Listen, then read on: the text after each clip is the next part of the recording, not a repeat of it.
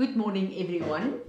We started with the Feast of Purim last night, 6 o'clock. So this is a feast, not one of the feasts of Jesus that they have set in the year for us, but we know that everything that happened in the Bible, especially with the Israelites, is an open heaven for us to stand and to do what God in time show us what to pray and what to do in this time. So when we look at what's going on globally, it's a very prophetic time, I believe, because just as many years ago, Haman wanted the Jews killed, and God made a way through Esther, and we know the story. But if we look at the scenario globally, again, we had the Ayatollah standing and making declarations that they will wipe Israel out. That's their plan. And we got absolutely just intervened. And we know that the Ayatollah died in his palace. So what he prophesied and wanted for the Jews went back on him, just like in the time of Haman.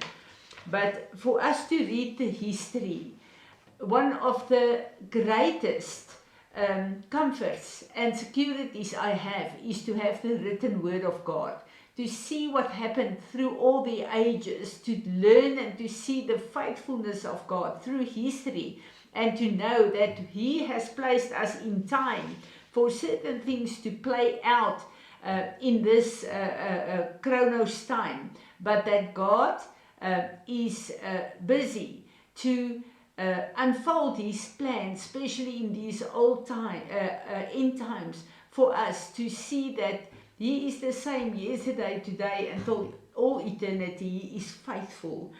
But a very interesting thing I listened to through Lance Wolno. He said the Lord led him to search some of the prophecies. And 10 years ago, James Goll, we all know him as a real prophet of God. He prophesied that within 47 years of the last time that there were hostages that the terrorists took, Islam took, Iran took, and it was a whole scenario. You can go into the history. With Carter was still president then, but and then President Reagan took over and the whole thing stopped. But what James Goll said is that 47 years from there, the 47th president that will reign will go in war with Iran, and the people of Iran will overthrow the regime of the Islamic State. Exactly what is going now was prophesied 10 years ago. So this whole event shows us is absolutely a time clock in the prophetic unfolding of events in South Africa, in the word. And we as South Africans know the part that we need to play is to stand up as Esther's and to pray that God's plan will unfold, and that this history will be according to God's plan for the end time clock. And we know that we are standing in prayer with Israel. We are praying and that the Lord is really raising an army to in the spirit just back everything that's happening now. Another interesting thing that I want to point out for us, this is such a serious time. And you know that there's a solar eclipse. Now, South Africa will not be able to see it. Most of the Americans, New Zealand, Australia, all those countries will see it. But it's a total eclipse and it's a red moon. Now, it's very interesting that in Joel 2, the Lord says, and many other places, He will give signs in the heaven. The moon will turn red as blood. So we realize that when these signs come, God gives this for us as signs. And every time in the Bible we read, especially where Genesis 1, where the Lord said He gave the sun, moon and the stars for seasons and signs. So this in Joel is absolutely a sign for this time. And it's interesting, not only in us, but a lot of places where I saw word coming from where the Lord said, this is the time in Joel, I'm restoring what the locust and the worm ate. I'm bringing a time of restoration. And now this blood moon is also appearing. So it seems like there is a biblical time calendar that's really on time, if I can say it like that. An interesting thing about this moon, red moon, is that it will appear on the 3rd of the 3rd month at 3 o'clock, 33 minutes past 3 o'clock, 3333, on the 33-degree angle. Do you think something is going on? I mean, this is just so obvious. Something is shifting, something is moving in place. And this really excites me to know how the Lord come and how the Lord just show us that He is unfolding events on this earth, and we are part of that.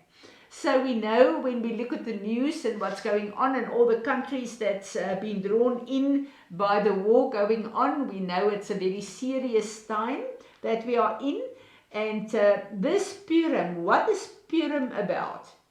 This is Esther living positioned by God in the palace. But she had a very comfortable life and a very, very good life as a queen there. Up to a point where the Lord said, now, I have positioned you in this place for you to stand up and to pray. I need your prayers. I need you to intervene on my behalf, that my word can go out of your mouth to change things on this earth. So I want to say to you, the most important during Purim, usually I thank the Lord that all the plans of the enemy will come to the light, and that nothing will come to pass, because my God will make a way where there's no way. This is my prayer usually for us during Purim. But also a time to say, Lord, here we are. We are standing up. You have created us to be on earth in this time, a time such as this. So we want to align with your word, with your intercession in heaven, Lord Jesus. Help us to pray what you want us to pray. And I pray that the Lord will help us, that we will not step in this snare of the enemy to pray our own cultural opinions and our own views and our own understanding of things, but that we will seek the Lord, that we will give ourselves to God to pray through us His perfect will. And I think this is a very, very good time to also pray in tongues most of the times, because this is our place where we, as the Esthers, need to be available for God and seek His face and hear what the King is saying to us. Very important here is that the Lord is confronting us also that we need to stand up out of our places of comfort, and we need to start to begin to focus on the kingdom of God and building the kingdom of God. And a lot of us have this reasoning, and it's true, that we have very busy lives. We cannot just now move into programs and things that will be time consuming. And the Lord gave us a word yesterday, and He said that we need to change our minds.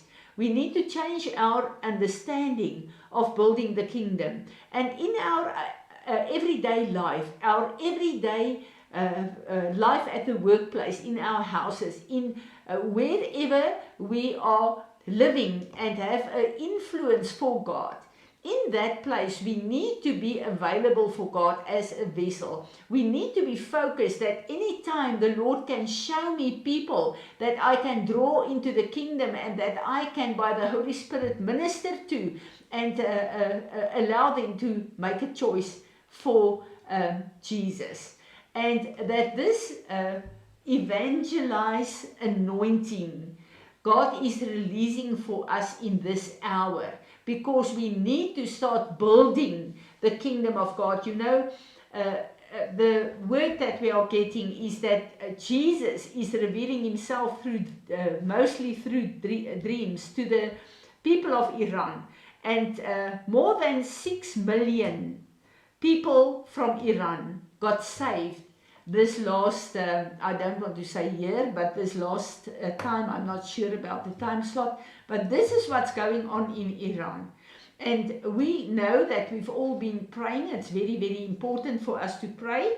But you know, we have been situated in our regions where we live. And the Lord spoke to me through Perez, and he said, there are, count how many people are connected to Perez. And I know I was amazed when I came to the amount, the different groups of 430. And the Lord said, Francie, if you change your mind and everyone in Perez starts asking me every month of this year for 2 people to pray for and to bring into the kingdom, 2 people, it will be 860 people per month, and it will be more than 10,000 per year. It's time for us to start and not to look at the people that's going on outreaches, the people that evangelize. No, God has saved you and called you and placed you where you are living in a time such as this. We need to stand up to the call of God. And we need to change our minds and start focusing on bringing people in the kingdom of God monthly. And I believe that the Lord gave us this challenge, and I want to challenge you this morning and say, ask the Lord to help you to understand and to make sure that the people that you meet daily, if they are not born again, start praying for them and ask the Lord to prepare their hearts. And then you speak to them that they can step through Jesus, our door, into the kingdom of our God. Father, thank you for this serious time on earth. Thank you that Purim is a time, Lord, where you want the children of God to live and your people to expand, Lord. So this is the time that we want to be co-workers with Jesus, and we want to ask you, anoint us in a fresh new way, Lord, that we will be the kingdom builders with you, and that in this time where the harvest will be one of the greatest that came in on earth, that our part will add to that in the regions where we live, in Jesus' name. Amen.